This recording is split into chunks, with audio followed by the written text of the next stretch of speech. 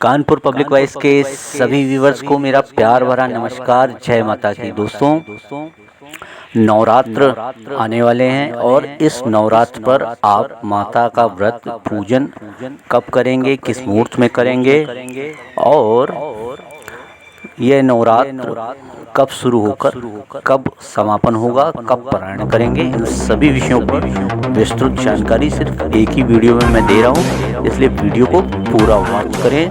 अगर आप चैनल पर नए हैं तो प्लीज़ चैनल को सब्सक्राइब कर लें और वीडियो को लाइक शेयर जरूर करें। मित्रों, नवरात्र का प्रारंभ अश्विन मास के शुक्ल पक्ष प्रतिपदा से शुरू होकर अश्विन मास के शुक्ल पक्ष नवमी तिथि तक रहता है और नवमी के अगले दिन दशमी होती है। इस दिन हम दुर्गा विसर्जन और विजयदशमी का पर्व मनाते हैं। दोस्तों, नवरात्र के ही समय से जगह जगह पर रामलीला का मंचन भी शुरू होता है। हमारी माता दुर्गा हाथी पर सवार होकर हमारे घर पर आ रही हैं। हाथी पर बैठकर आना बहुत ही शुभ है और यह भी संकेत देता है कि इस बार भारी वर्षा होगी। और वर्ष 2022 में नवरात्रि का शुभारंभ दिनांक 26 सितंबर दिन सोमवार से हो रहा है और इस दिन आपका स्थापना मुहूर्त है 6:20 से लेकर 10:20 तक प्रातः के समय और अभिजित काल का मुहूर्त है 26 सितंबर प्रातः काल 11:55 से दोपहर 12:40 तक। तो दोस्तों, आप इस मुहूर्त में घट स्थापना कर सकते हैं। जो प्रतिपदा तिथि है वह 26 सितंबर को सुबह तड़कर 3:20 पर प्रातः काल शुरू हो जाएगी, जो कि अगले दिन 27 सितंबर तक सुबह प्रातः काल 3:15 बजे तक रहेगी। आइए मित्रों, अब हम जानते हैं कि अश्विन शुक्ल प्रतिपदा से प्रारंभ होकर नवमी तिथि तक हम इन 9 दिनों में किन किन देवियों की उपासना करते हैं। नवरात्रि के पहले दिन हम माँ शैलपुत्री का पूजन करते हैं और इस दिन ही घट स्थापना होती है। माँ शैलपुत्री का पूजन और घट स्थापना 26 सितंबर दिन सोमवार को होगी। नवरात्रि के दूसरे दिन माँ ब्रह्मचारिणी का पूजन करते हैं हम लोग, यह 27 सितंबर दिन मंगलवार का होगा। नवरात्रि के तीसरे दिन यानी 28 सितंबर दिन बुधवार को माँ चंद्रघंटा की पूजा का विधान है। नवरात्रि के चौथे दिन यानी 29 सितंबर दिन गुरुवार को माँ कूष्मांडा देवी की आराधना की जाती है। नवरात्रि के 5वें दिन यानी कि 30 सितंबर दिन शुक्रवार को माँ स्कंद माता का हम लोग आराधन पूजन करेंगे। नवरात्रि के 6ठे दिन यानी कि 1 अक्टूबर दिन शनिवार को माता कात्यायनी का हम लोग भावमय पूजन करेंगे। नवरात्र के 7वें दिन यानी 2 अक्टूबर दिन रविवार को माता कालरात्रि की पूजा का विधान है और नवरात्रि के 8वें दिन को महाअष्टमी के दिन यानी कि 3 अक्टूबर दिन सोमवार को महागौरी का विधि विधान से पूजन कर उनसे वरदान प्राप्ति करेंगे। और नवरात्रि के 9वें दिन यानी कि इस आखिरी दिन माँ सिद्धिदात्री का पूजन करेंगे और यह दिन होगा मंगलवार दिनांक 4 अक्टूबर का और इसके अगले दिन विजयदशमी का पर्व मनाएंगे। इस दिन पर माता दुर्गा की प्रतिमाओं का विसर्जन होगा और विजयदशमी पर रावण के पुतले का दहन भी होता है।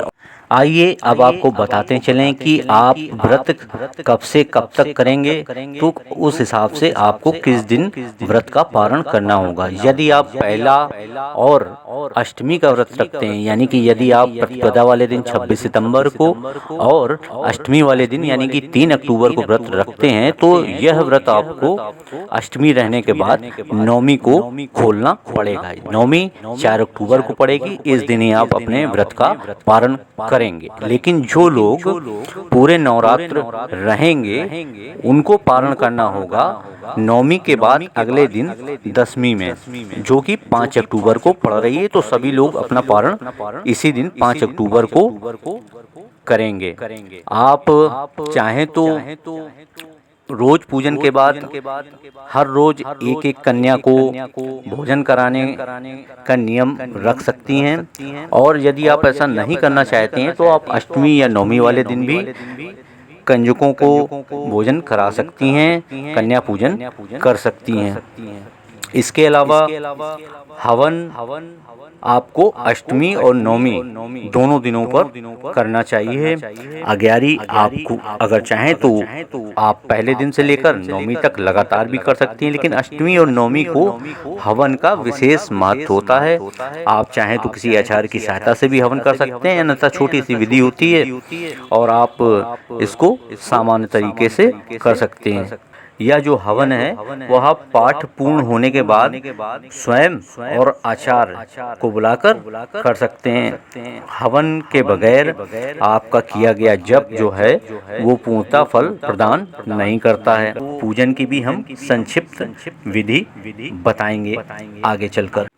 दोस्तों, नवरात्र की पूजन विधि संक्षिप्त रूप में कुछ इस प्रकार है कि आप सुबह प्रातः स्नान आदि से निवृत्त हो जाएंगे, शुद्ध वस्त्र धारण करेंगे और एक अलग से चौकी लगाएंगे माता जी के लिए, और उस चौकी पर एक लाल वस्त्र बिछा देंगे, उस पर अक्षत छिड़क लेंगे और माता जी की कोई सुंदर प्रतिमा, उस प्रतिमा या फोटो जो आपके पास उपलब्ध हो उसको आप वहाँ पर स्थापित कर देंगे। कलश की स्थापना करेंगे। कलश की स्थापना में आप कलश पर मौली बांध देंगे, उसमें गंगा जल डालने के बाद उसमें दूर्वा, हल्दी की गांठ, एक का सिक्का, चावल, अक्षत छोड़कर उसको एक कटोरी से ढकेंगे।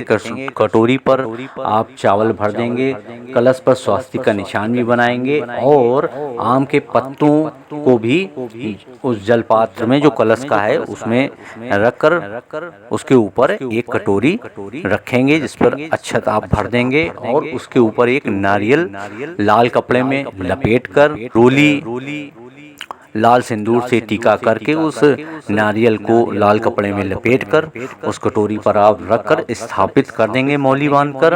उसके बाद आप गणेश जी की भी स्थापना कर लेंगे और सभी को वस्त्र के तौर पर मौली अर्पित कर देवें और इसके बाद आपको दीपक की स्थापना कर लेनी है और वहाँ पर आप दीपक स्थापित कर दें। सभी देवताओं को धूप दीप दिखा देवें, कपूर की आरती करेंगे, प्रसाद भोग इत्यादि अर्पित करेंगे और माता जी को लाल पुष्प भी चढ़ाएंगे, अर्पित करेंगे। गणेश जी को भी पूजन अर्चन सबसे पहले होगा और उसके बाद बाकी सभी देवी देवताओं का पूजन किया जाएगा।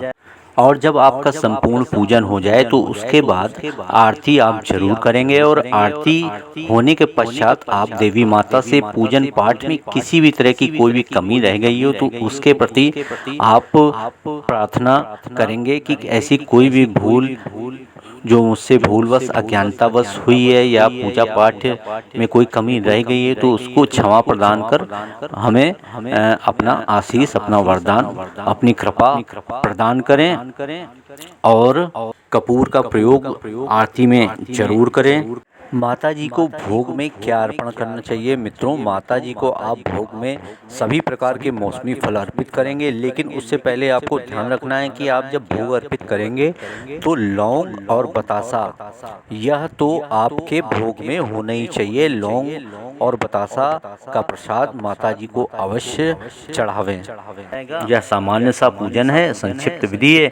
यदि आप संपूर्ण पूजा विधि जानना चाहते हैं तो अपने स्थानीय मंदिरों के जो आपके पुजारी हैं, आचार्य हैं, उनसे संपर्क कर विधि विधान से पूजन की जानकारी कर लेवें। और आप पूजन दोनों तरह से ही कर सकते हैं। आप चाहें तो स्थापना और ज्वार बोकर भी पूजन कर सकते हैं और अगर आपके पास समय नहीं है, आप स्टूडेंट वगैरह हैं तो आप बगैर स्थापना के भी आप पूजन कर सकते हैं। अगर आपकी इच्छा हो तो आप अखंड ज्योति जला सकते हैं, लेकिन इसमें ध्यान रखना पड़ेगा कि आपको फिर घर छोड़कर नहीं जाना है। अखंड ज्योति का आपको हमेशा ध्यान रखना पड़ेगा। दोस्तों, माता जी का इस नवरात्र में पूरे विधि विधान और आस्था एवं श्रद्धा के साथ पूजन करिए और लाभ और आनंद प्राप्त करिए।